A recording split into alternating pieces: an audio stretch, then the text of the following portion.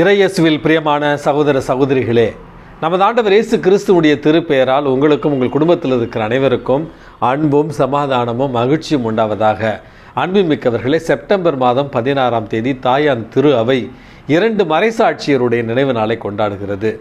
முதலாவது திருத்தந்தை கொர்னேலியூஸ், அவரைத் தொடர்ந்து ஆயர் சிப்ரியன் என்று 2 மறைசாட்சியர். இவர்கள் இருவருமே திருச்சேவையினுடைய வரலாற்றில் தொடக்க காலத்தில் வாழ்ந்த திருத்தந்தை ஆயராக வாழ்ந்திருக்கிறார்கள். அன்புமிக்கவர்களே, அப்பொழுது இருந்த ரோமையனுடைய அரசன் ட்ரோஜன் டேஷியஸ் என்பவன் கிறிஸ்தவர்களை கொடுமைப்படுத்தி கொண்டிருந்த ஒரு நேரம். கிறிஸ்துவை மறுதலித்தால் அவர்களுடைய சொத்துக்கள் பாதுகாக்கப்படும், கிறிஸ்துவை ஏற்றுக்கொண்டால் அவர்களுடைய சொத்துக்கள் சூறையாக்கப்படும், கிறிஸ்தவர்களை காட்டி கொடுப்பவர்களுக்கு அந்த சொத்துக்கள் பறிமுதல் செய்து கொடுக்கப்படும். அப்படி என்கிற அந்த அறிவிப்பின் காரணமாக பலர் கிறிஸ்துவை மறுதலித்தார்கள். பலர் இயேசுவுக்காக மறைசாட்சியத்தை ஏற்றுக்கொண்டார்கள். அன்புமிக்கவர்களை, இந்த ஒரு காலகட்டத்தில் தான் அச்சத்தின் காரணமாக கிறிஸ்துவை மறுதலித்து பிறகு மறுபடியும் திருச்சபைக்குள் வர ஆசைப்பட்டவர்களுக்கு 2வது முறை திருமுழுக்கு கொடுக்க வேண்டுமா என்கிற ஒரு சர்ச்சை இருந்த நேரத்தில் தான் திருத்தந்தை கொர்னேலியூஸ் ஒரே ஒரு திருமுழுக்கு போதும் என்கிற அந்த திருச்சபையினுடைய ஒழுங்குமுறையை கொண்டு வந்தவர், கிறிஸ்துவுக்காக மறைசாட்சியாக மரித்தவர். அவரை தொடர்ந்து அவருடைய இந்த கருத்துகளுக்கும் ஒழுங்குகளுக்கும் எல்லா விதத்திலும் உதவி செய்திருந்த ஆயராக இருந்த புனித சிப்ரியன். இவர்கள் இருவருமே கிறிஸ்துவுக்காக மறைசாட்சியாக கொலை செய்யப்பட்டார்கள் என்று வரலாற்றில் நம்ம வாசிக்கிறோம். இவர்களுடைய பரிந்துரையால் நாமும் கிறிஸ்துவின் மீது உறுதியான விசுவாசம் கொண்டவர்களாய் வாழ வேண்டிய ஒரு வரத்திற்காக இன்றைக்கு மன்றாடி ஜெபிப்போம். அன்புமிக்கவர்களே, சமீபத்தில் அன்னை வேளாங்கண்ணியினுடைய புதுமைகள் என்கிற சில காணொளிகளை பார்க்க நேரிட்டது. அதாவது சென்னையில் இருக்கிற பெசன்ட் நகரில் இருக்கிற அன்னை வேளாங்கண்ணியில் வந்து கொண்டிருந்த பக்தர்களிடத்தில் நிருபர்கள் போய் பேட்டி எடுக்கிறார்கள். எதற்காக நீங்கள் வரீங்க, உங்களுக்கு என்ன ஏதாவது அதிசயம் நடந்திருக்கா அப்படி என்று. அப்பொழுது கிறிஸ்தவர் அல்லாத ஒரு பெண், நான் கடந்த 14 ஆண்டுகளாக அன்னை மரியாளிடத்தில் நான் வந்து கொண்டிருக்கிறேன், எங்களுடைய குடும்பத்தில் எண்ணற்ற அதிசயங்களை இந்த அன்னை பெற்றுக் கொடுத்திருக்கிறாள், என்னுடைய கணவனை அவர் காப்பாற்றியிருக்கிறார், என் மகனுக்கு நல்ல ஒரு திருமணத்தை செய்து வைத்திருக்கிறார், என்னுடைய மகனுக்கு எங்களுடைய வேண்டுதலின் பேரில் நல்ல ஒரு ஆண் குழந்தை பிறந்திருக்கிறது.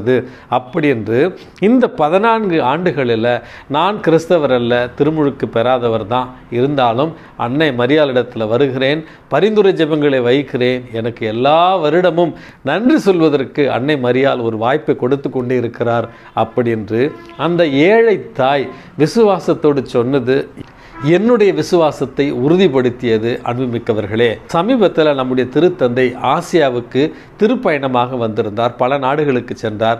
அதில் ஒரு குறிப்பிட்ட காணொளி எல்லோராலும் பகிரப்பட்டு கொண்டிருக்கிறது. ஒரு 3 வயது வாய் பேச முடியாத ஒரு குழந்தையோடு ஒரு தாய் திருத்தந்தை சந்திக்க அவளோடு காத்திருக்கிறார். திருத்தந்தையினுடைய வாகனம் அவரிடத்தில் நிறுத்தப்படுகிறது. அழுகையோடும் கண்ணீரோடும் தன்னுடைய 3 வயது மகனை திருத்தந்தையிடத்தில் அழைத்து செல்கிறார். திருத்தந்தை அந்த சிறுவனுக்கு சிலுவை அடையாளம் வரைந்து ஒரு ஆசீர்வாதத்தை கொடுத்து பிறகு ஒரு அன்பு முத்தத்தை கொடுத்து அவர் சென்று விடுகிறார். அதற்கு பிறகு அந்த பெண்ணிடத்தில் கேமரா வருகிறது. அழுது சந்தோஷத்தில் மகிழ்ச்சியில் கடவுளுக்கு நன்றி செலுத்துகிறார் அந்த பெண். காரணம், என் மகன் எப்பொழுது பேசுகிறான் அப்படி என்று அந்த மகன் ஏதோ சொல்லுகிறான். அந்த தாய் ஆனந்தத்தில் பூரிப்படுவதை ஒரு காட்சியாக நான் பார்த்தேன். அன்புமிக்கவர்களே, இது உண்மையாகவே திருச்சபையால் அங்கீகரிக்கப்பட்ட ஒரு காணொலியா இல்லையா என்று தெரியவில்லை. ஆனால் நிச்சயமாக சமீபத்தில் எடுக்கப்பட்ட ஒரு காணொலி தான். திருத்தந்தையை நம்ம அந்த காணொலியில் பார்க்க முடிகிறது. அந்த ஏழை தாயினுடைய தாட்சி, விசுவாசம் அவளுக்கு ஒரு மிகப்பெரிய ஆசீர்வாதத்தை பெற்று தந்ததை என் கண்களால் கண்டேன். இந்த 2 நிகழ்வுகளையும் உங்களோடு பகிர்ந்து கொள்வதற்கான காரணம், அன்புமிக்கவர்களே, இன்றைக்கு நற்செய்தி வாசகத்தில் லூக்கா நற்செய்தி 7வது அதிகாரத்தில் இயேசுவிடத்தில் சில மூப்பர்கள் வந்து நூற்றுவர் தலைவன் ஒருவனுக்கு உதவி செய்யும்படி இயேசுவிடத்தில் சிபாரிசு செய்து கொண்டு வருகிறார்கள். அந்த நூற்றுவர் தலைவர் வந்து ரொம்ப நல்லவர், நமக்காக நிறைய உதவிகளை செய்திருக்கிறார், ஆகவே அவர் நம்முடைய உதவிக்கு தகுதியானவர் தான் அப்படின்று இயேசுவிடத்தில் மூப்பர்கள் சிபாரிசு செய்கிறார்கள். அப்பொழுது இயேசு அந்த நூற்றுவர் தலைவனுடைய வீட்டிற்கு சென்று கொண்டிருந்த அந்த வழியில் நூற்றுவர் தலைவன் தன்னுடைய பணியாளரை ஒருவரை அனுப்பி, ஐயா, நீங்கள் ஒரு வார்த்தை சொன்னால் போதும், நீங்கள் என்னுடைய இடத்திற்கு வருவதற்கு நான் தகுதியற்றவன் அப்படி என்று தாட்சியோடு, அதிகாரத்தில் இருந்த அந்த நூற்றுவர் தலைவன் தாட்சியோடு, அதே நேரத்தில் விசுவாசத்தோடு, நீர் ஒரு வார்த்தை சொன்னால் போதும், என்னுடைய பணியாளர் குணமடைவார் அப்படி என்கிற அந்த விசுவாசம் இன்றைக்கு அவருக்கு மிகப்பெரிய ஒரு பாராட்டையும் அதே நேரத்தில் அதிசயத்தையும் தந்திருக்கிறது என்பதைத்தான் இன்றைக்கு நற்செய்தி வாசகத்தில் நம்ம வாசிக்கிறோம். அன்புமிக்கவர்களே, இந்த நற்செய்தியிலிருந்து நம்முடைய வாழ்க்கை பாடமாக நம்முடைய விசுவாசம் என்பது தாட்சியோடு கூடியதாக இருக்கிற நேரத்தில் அற்புதங்களை அது பெற்று தரும் என்கிற ஆழமான ஆணித்தரமான ஒரு செய்தியைத்தான் இந்த நற்செய்தி வாசகம் நமக்கு தருகிறது.